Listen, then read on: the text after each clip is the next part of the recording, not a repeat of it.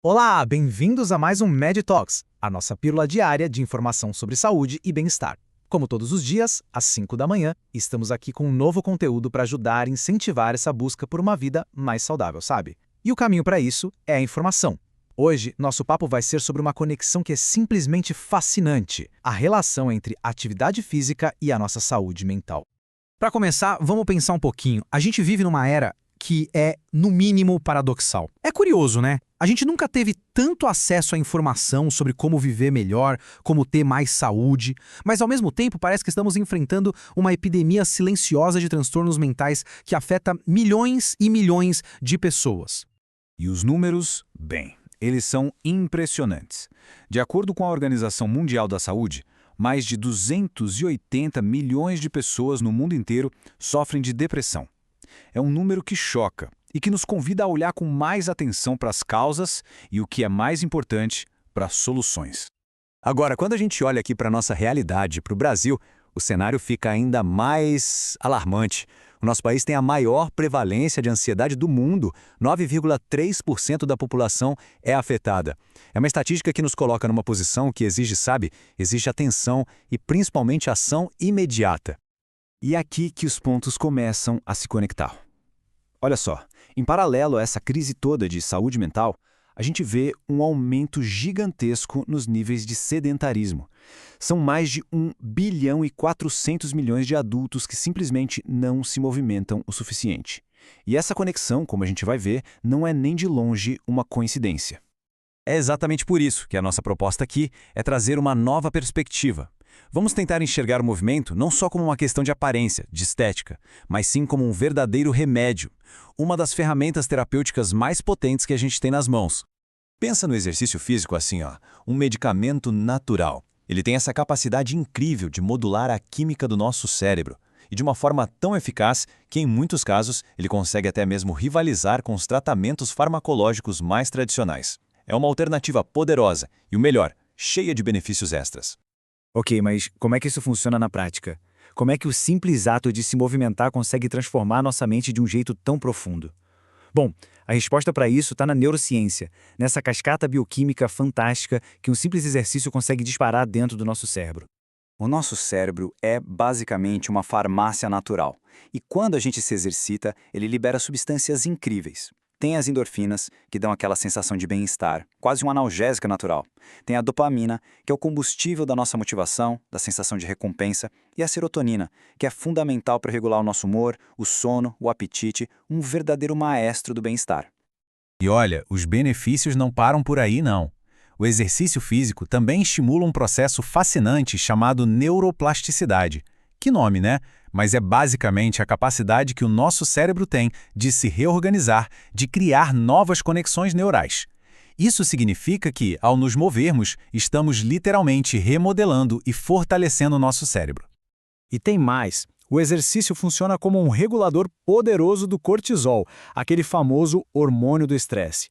Quando a gente pratica atividade física com regularidade, a gente ajuda a baixar os níveis desse hormônio. E com isso, a gente protege nosso cérebro dos efeitos negativos do estresse crônico e, de quebra, ainda melhora nosso humor. E isso não é só teoria, viu? A evidência científica é muito forte. Um estudo super importante, o SMILE, foi um verdadeiro marco. Ele comparou o efeito do exercício aeróbico com um antidepressivo muito comum, a sertralina. E o resultado foi surpreendente. Depois de 16 semanas, os efeitos antidepressivos foram muito parecidos. Mas o mais incrível veio depois. A longo prazo, o grupo que fez exercício teve muito menos recaídas. A gente sabe, a teoria é linda, poderosa, mas colocar em prática pode ser um desafio e tanto. O ponto principal é como superar a falta de motivação, principalmente quando sintomas como o cansaço e a perda de prazer, a tal da anedonia, estão ali, presentes no dia a dia. Vamos então para a parte mais prática. Primeira coisa, não existe uma receita de bolo. A melhor atividade física é aquela que traz prazer, que se encaixa na rotina. Pode ser uma corrida, pode ser musculação, uma prática de yoga que ajuda a conectar corpo e mente, ou até uma caminhada tranquila na natureza. O mais importante é encontrar algo que faça sentido para cada um. E aqui está o grande paradoxo da motivação, né? A própria condição que o exercício ajuda a tratar, a depressão, a ansiedade, é o que impede de começar. A falta de energia, a apatia, vira um ciclo vicioso que parece impossível de quebrar. Mas calma, existem estratégias para dar o primeiro passo. A abordagem aqui precisa ser gentil, sabe? Começar pequeno, coisa de 5, 10 minutos por dia, só para quebrar a inércia. Buscar a companhia de amigos, de família, o apoio social faz toda a diferença.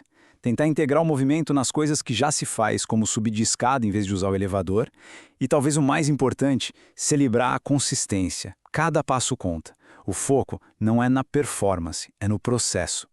Agora, para a gente ir fechando o nosso papo, vamos elevar um pouco essa conversa.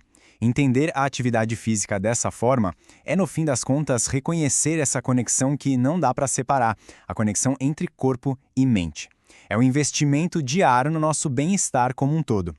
Então, cada passo que é dado, cada movimento feito, não é só um ato físico, é um investimento ativo que a gente faz, em nós mesmos. Um investimento para ter mais clareza mental, mais equilíbrio emocional e, principalmente, mais resiliência para conseguir enfrentar os desafios que a vida traz.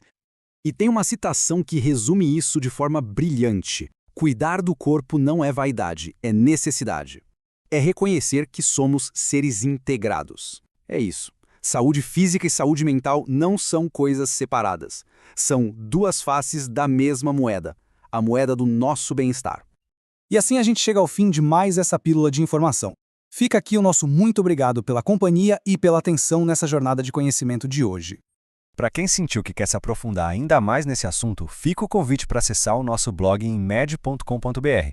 Lá, este e muitos outros conteúdos estão disponíveis para continuar a exploração. E a nossa conversa pode continuar, viu? É só procurar por Descomplicando a Saúde com o Paz lá no Spotify. É mais um canal para a gente seguir aprendendo, juntos. Mais uma vez, muito obrigado. A gente espera que essa reflexão de hoje tenha sido útil, quem sabe até um pouco inspiradora. Nos encontramos no próximo Med Talks. Até logo!